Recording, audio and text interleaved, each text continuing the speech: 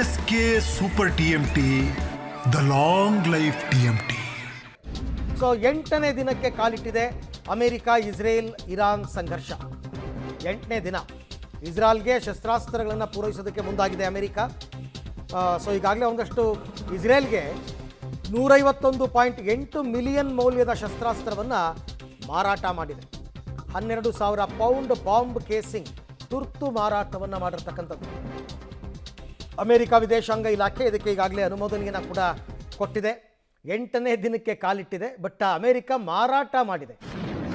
ಇಸ್ರೇಲ್ಗೆ ತನ್ನ ಶಸ್ತ್ರಾಸ್ತ್ರಗಳನ್ನು ಮಾರಾಟ ಮಾಡಿರ್ತಕ್ಕಂಥದ್ದು. ತುಂಬ ದೇಶಗಳ ಆರೋಪ ಇರದೆ ಅಮೆರಿಕಾದ ಉದ್ದೇಶನೇ ಇದು ಅಂತ.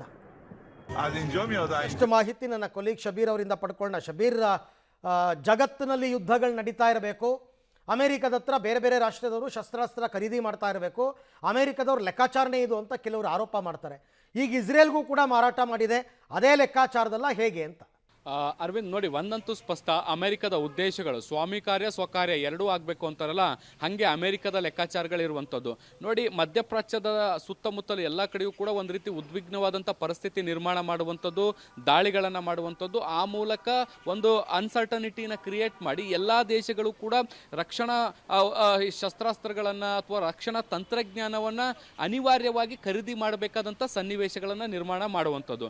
ನೋಡಿ, ಈಗ ಅಮೆರಿಕದ ಉದ್ದೇಶ ಮುಖ್ಯವಾಗಿ ಈ ಒಂದು ಸಂಘರ್ಷವನ್ನು ಶುರು ಮಾಡಲಿಕ್ಕೆ ಕಾರಣ ಆಗಿರುವಂಥದ್ದು ಇರಾನ್ ಪರಮಾಣು ಶಸ್ತ್ರಾಸ್ತ್ರಗಳನ್ನು ಹೊಂದಬಾರದು ಅನ್ನುವಂಥದ್ದು ಒಂದು. ಇದರ ಜೊತೆಗೆ ಇಡೀ ಮಧ್ಯಪ್ರಾಚ್ಯದಲ್ಲಿ ಇರಾನನ್ನು ಕುಗ್ಗಿಸಿ ಸಂಪೂರ್ಣವಾದಂಥ ಹಿಡಿತವನ್ನು ಹೊಂದುವಂಥ ಕೆಲಸವನ್ನು ಮಾಡುವಂಥದ್ರ ಬಗ್ಗೆ ಕೂಡ ಒಂದಷ್ಟು ಲೆಕ್ಕಾಚಾರಗಳಿರುವಂಥದ್ದು. ನೋಡಿ, ಇಡೀ ಮಧ್ಯಪ್ರಾಚ್ಯದಲ್ಲಿ ಎಲ್ಲ ದೇಶಗಳು ಕೂಡ ಅಮೆರಿಕದಿಂದ ಸಂಪೂರ್ಣವಾಗಿ ರಕ್ಷಣೆಗೆ ಸಂಬಂಧಪಟ್ಟಂಥ ಎಲ್ಲ ನೆರವುಗಳನ್ನು ಕೂಡ ಅಮೆರಿಕದಿಂದಲೇ ಪಡ್ಕೊಳ್ತಾ ಇದ್ದಾವೆ, ಇರಾನ್ ಒಂದನ್ನು ಹೊರತುಪಡಿಸಿ. ಇರಾನ್ ತನಗೆ ಬೇಕಾದಂಥ ಎಲ್ಲ ತಂತ್ರಜ್ಞಾನವನ್ನು, ಡ್ರೋನ್ ಮಿಸೈಲ್ಗಳನ್ನು ತಾನೇ ಉತ್ಪಾದನೆ ಮಾಡ್ಕೊಳ್ತಾ ಇರುವಂಥದ್ದು.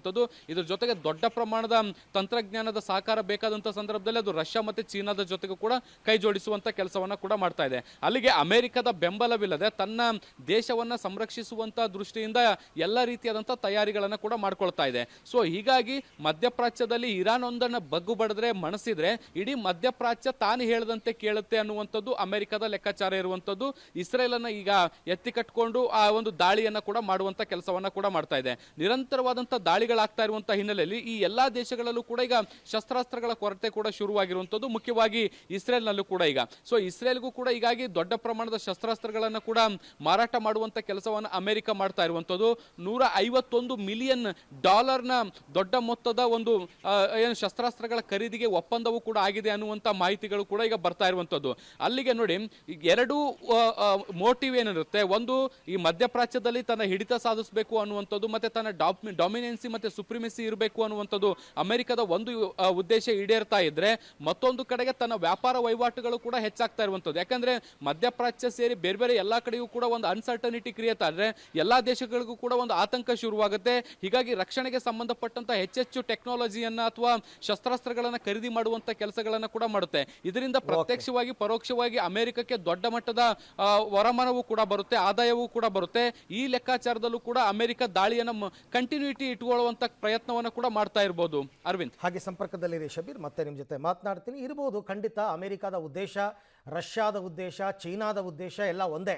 ಅವರಲ್ಲಿ ತಯಾರಾಗುವಂತಹ ಶಸ್ತ್ರಾಸ್ತ್ರಗಳನ್ನು ಜಗತ್ತಿನ ಇತರೆ ರಾಷ್ಟ್ರದವರು ಖರೀದಿ ಮಾಡಬೇಕು. ಯುದ್ಧನೇ ನಡೀಲಿಲ್ಲ ಅಂದರೆ ಯಾತಕ್ಕೆ ಖರೀದಿ ಮಾಡ್ತಾರೆ?